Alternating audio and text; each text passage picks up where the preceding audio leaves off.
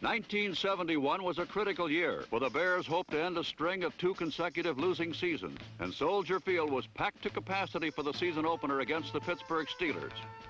But through nearly 53 minutes of the game, the Bears were frustrated at every turn.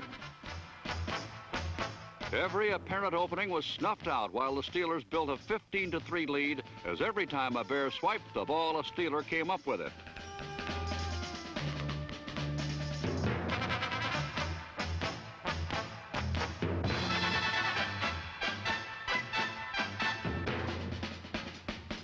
But the Bears soon began holding on. Late in the 4th period, an Ed O'Bradovich tackle shook the ball loose from Warren Bankston. Ross Brubacher scooped up the fumble and ran 30 yards for the first touchdown.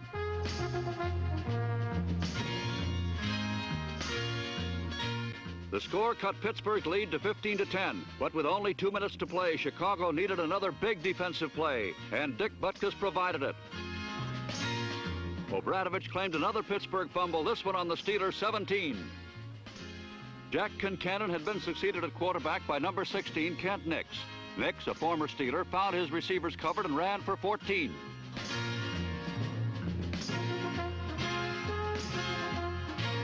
"49 seconds left, 3rd down. Nix lofted one to George Farmer, and the rally was complete.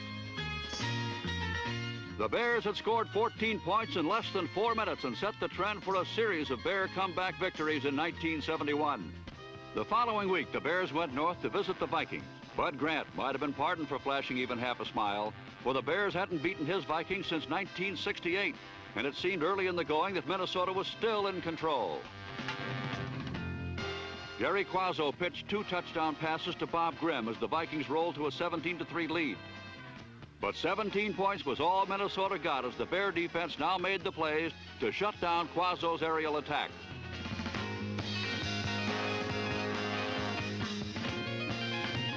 Still, the Vikings held that 17-3 lead, and when Concannon was shaken up, the Vikings looked like winners.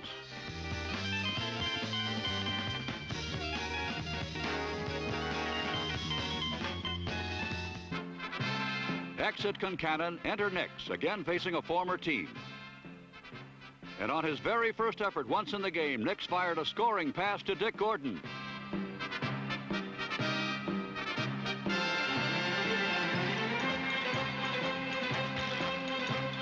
With 4 minutes to play, Mac Percival added a field goal.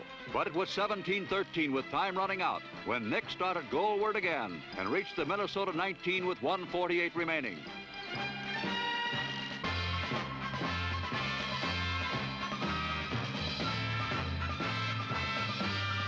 Again, Nix found Gordon for a touchdown, the winning score in the second straight successful 4th quarter comeback, this time against a team that had not lost a 4th quarter lead in over 3 years.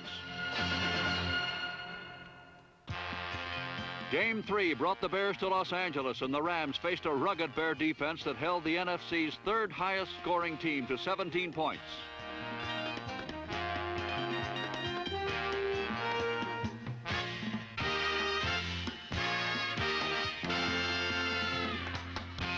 During the course of the game, Concannon suffered a knee injury that idled him for the rest of the season. So Nix replaced him, but could not work his comeback magic this time.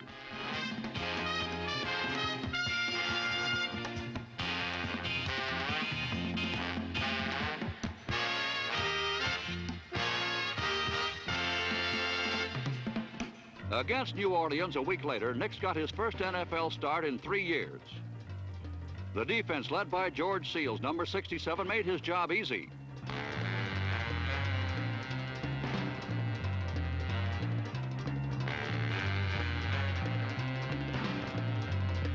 Seals was rewarded for his hustle and fine play with a lineman's dream, a touchdown.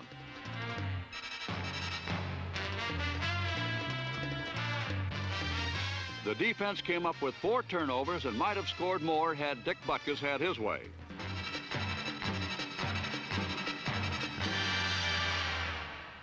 The offensive line convoyed the backs to 201 yards rushing.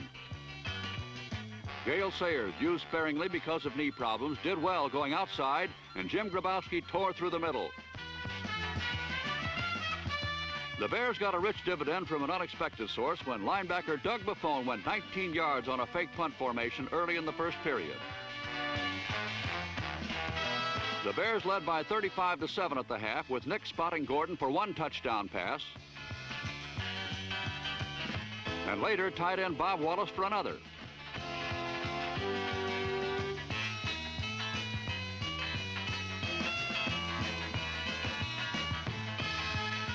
Still another threat. Don Shy pitched an option pass to Farmer for a score. All in all, it was an impressive show of defense and offense for the Bears. 3 different receivers caught scoring passes as the game spotlighted the Bears' fine receiving corps. Bob Wallace, number 89, played tight end and blocked well as being a pass-catching threat. So was second-year man Jim Seymour, number 84, even though he was overshadowed by Farmer and Gordon. Most of the big plays of the season came from the outside receivers like Dick Gordon, even though Gordon slipped to 43 catches and 5 touchdowns from his NFL-leading 71-13 of the year before.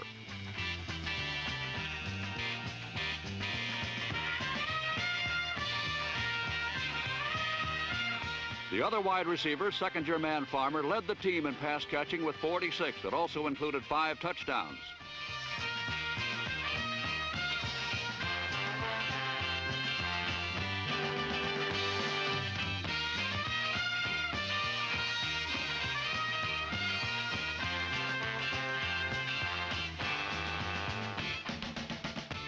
Farmer caught at least one pass in every game, and he was 4th in pass receptions in the National Conference of the NFL. So with an unexpectedly fast start, the Bears were in line for 3 consecutive 1970 playoff qualifiers: San Francisco, Detroit, and Dallas. At San Francisco, the 49ers awaited the Bears. Quarterback John Brody would only be sacked 11 times during 1971, and 2 of those sacks belonged to the Bears. The 49ers managed only 13 points, and even when they scored, it was not without pain. But San Francisco shut out the Bears with a fierce pass rush that blunted Nix's weapons.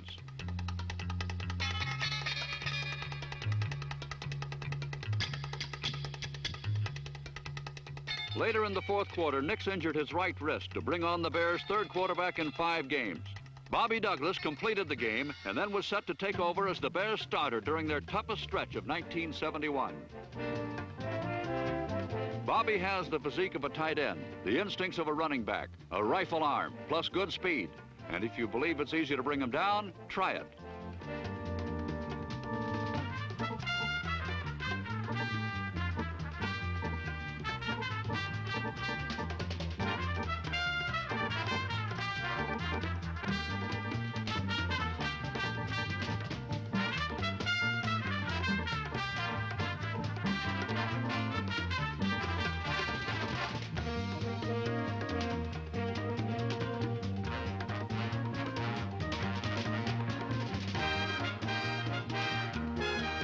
Douglas was now the Bears' starter at quarterback, as ahead loomed the Lions and the Cowboys. The Bears fell behind as usual at Detroit, but Douglas brought them back relying on his running game. The line opened holes for Cyril Pinder and then freed Don Shy for a 21-yard touchdown run. That kept the Bears ahead of the Lions' pair of field goals until early in the 2nd period, when Douglas fired a 46-yard scoring pass to Farmer. But the half was far from over. Ron Jesse returned the subsequent kickoff 102 yards.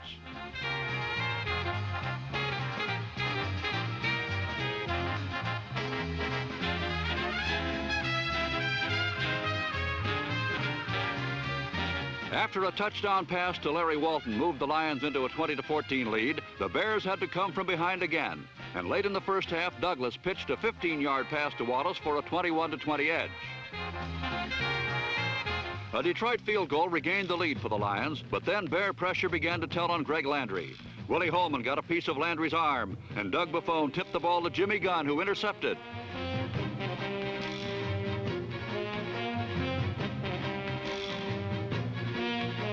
Gunn handed off to Charlie Ford, and Ford then ran out of bounds at the 30.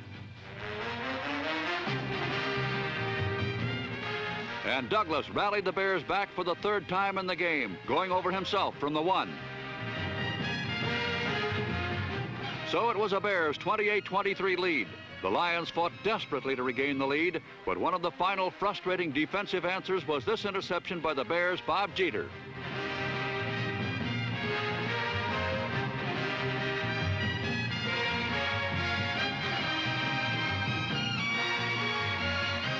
The Bears now had beaten both 1970 Central Division qualifiers, the Lions and Vikings, and upcoming next at home were Tom Landry's Dallas Cowboys, the team that was to go on to win the Super Bowl the following January. The old story was written at the outset again. The Bears fell behind, but again they met the challenge successfully. First, Douglas hit Farmer for a 41-yard pass to the Dallas 16. 4 plays later from the 9, Bobby scampered over and the Bears never trailed again.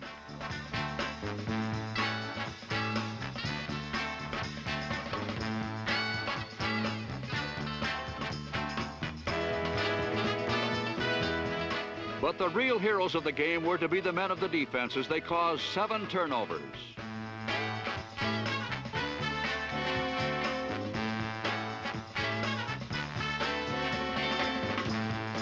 The hard-driving line and linebackers forced the Cowboys into 3 fumbles while the secondary picked off 4 interceptions. That was important when it's remembered that Dallas players had possession of the ball on 82 plays to 54 for the Bears.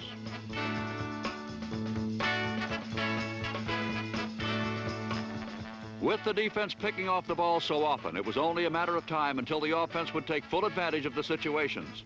Ron Smith's 43-yard punt return started the Bears on their way.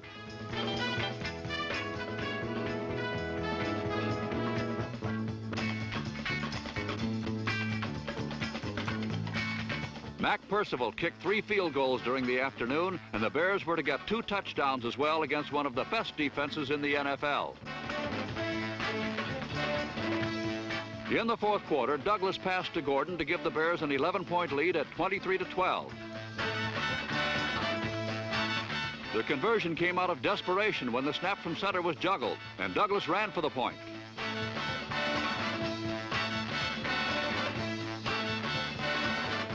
The Cowboys scored once more before the game ended, but this 23-19 loss to the Bears was to be the last one of the season for the Cowboys.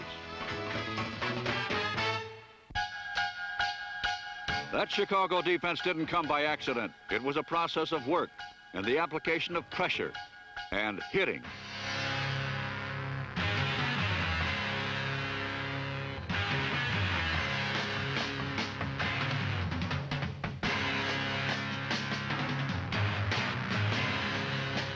The symbol of defense can be a body flying through the air, or the classic matchup of ball carrier and tackler, one-on-one. But the real secret of good defense is gang tackling.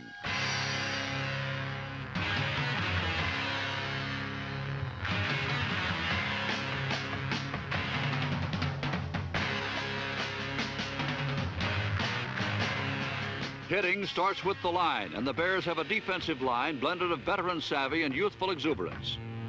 Number 87, 10-year veteran Ed Obradovich plays one defensive end.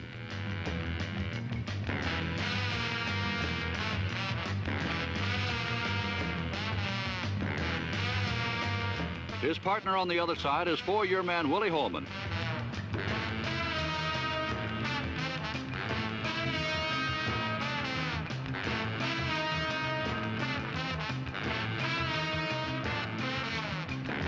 Number 67, George Seals, is an 8-year veteran, but only 2 of those are as a defensive tackle.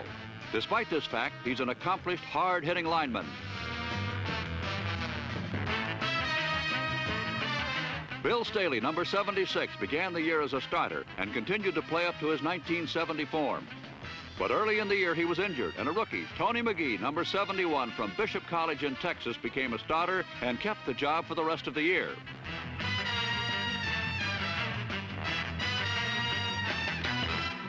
Bears linebackers are something to look at.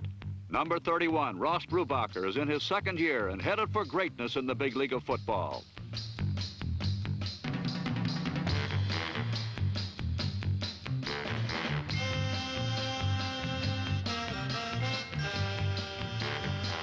Doug Buffone, number 55, adds 6 years experience.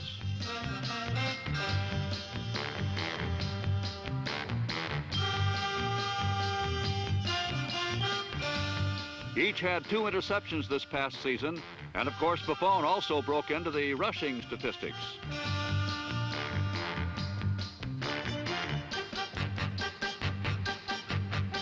The secondary is a well-rounded group. 5-year man Joe Taylor, number 20, is at home stopping the run or swatting down passes.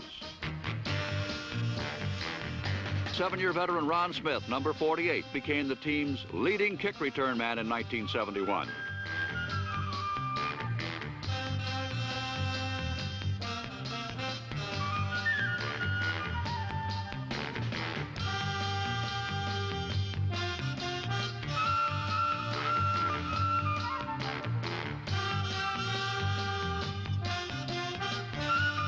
Two rookies made it to the starting defensive team this year. Number 32, Charlie Ford, came out of the University of Houston and became the team's leading interceptor with 5.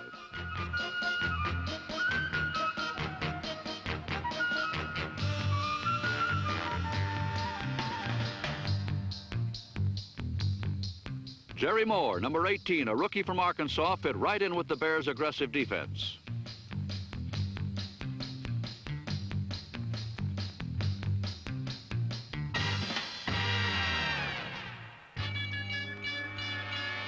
Deserving special consideration is Dick Butkus, the great middle linebacker who had another fine campaign despite off-season surgery on his knee.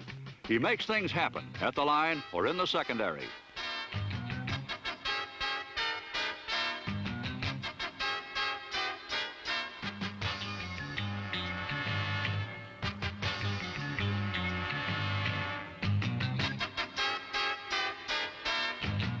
But here he is, doing what he likes to do best. Butkus is one of the National Football League's foremost competitors.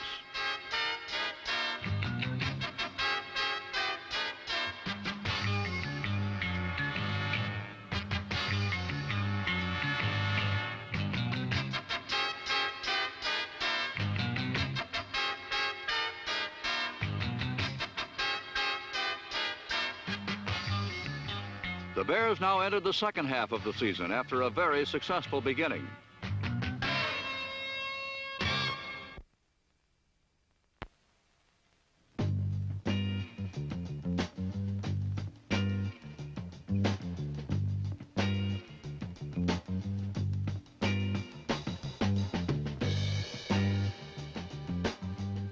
These are the men of the National Football League, and they're in a tough business.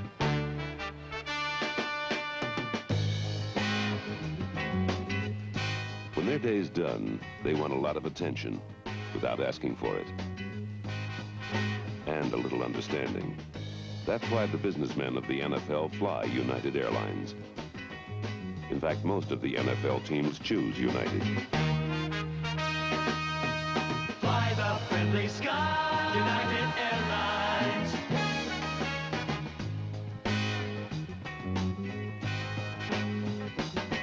Now, if we can take good care of them, you can bet we can take good care of you. In the league's 8th week, it was Bears against Packers in the oldest rivalry in pro football, and the beginning of the second half of the season had a familiar ring. It was 14-0 before the defense could apply the clampers. The Packers were most grudging, for they didn't permit a Bears score until 6 minutes remained in the game when Douglas spotted Farmer for a 30-yard touchdown pass. Less than 2 minutes later, the Bears scored again. Butkus set up the score when he recovered Dave Hampton's fumble on the Packer 11. 4 plays later, Douglas went over from the 1 to tie it. But Dave Hampton returned the following kickoff 62 yards.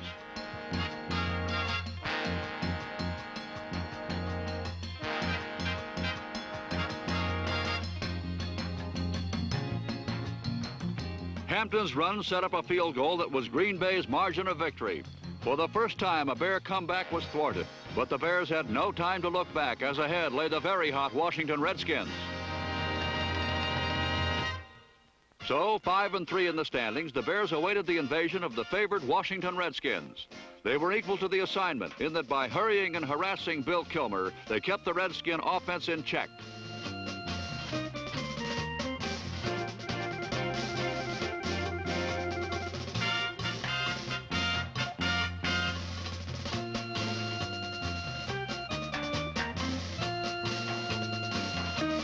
The Bear defense would not allow a touchdown in the game, but Bobby Douglas would have more success than his rival quarterback. His scrambling tactics were vital to the Bears' ability to move the ball.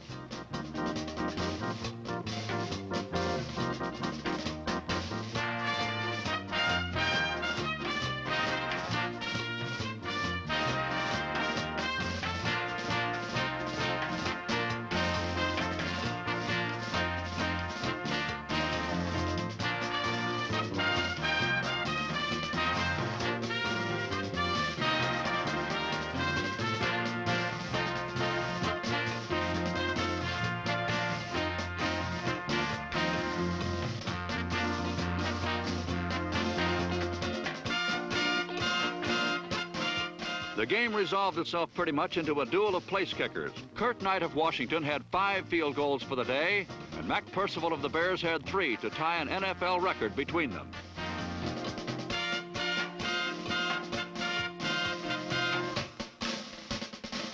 But the story was an old, familiar, sad one to the Bears. In the fourth quarter, they were behind 15-9. There were approximately 12 minutes to go in the game. They were 60 yards away. Douglas started to move the Bears with a 20-yard hook up to Jim Seymour.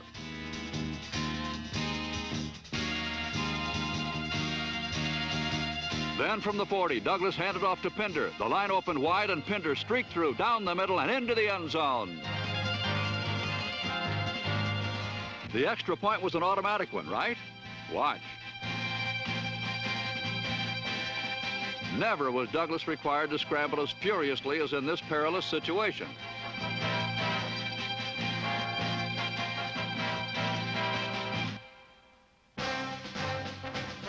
It was fitting that Butkus would be the man who would pick off the extra point.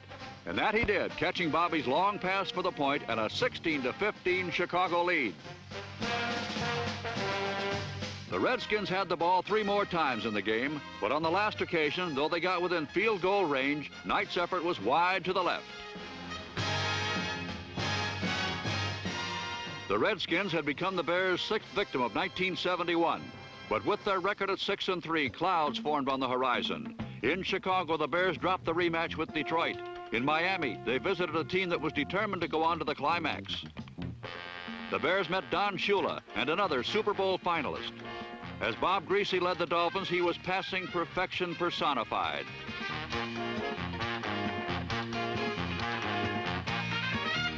Jim kicked, ran, and caught passes. So did Larry Zonka, who scored twice.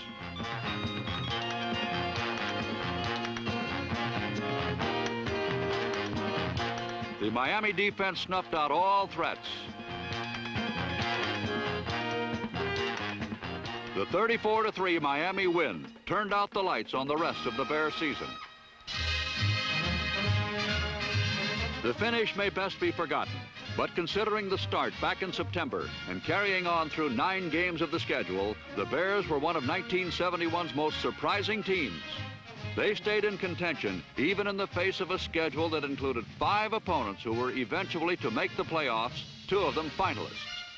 Despite the difficult finish, the Bears played always as a team, and the 1971 season contained many bright spots for the Chicago Bears.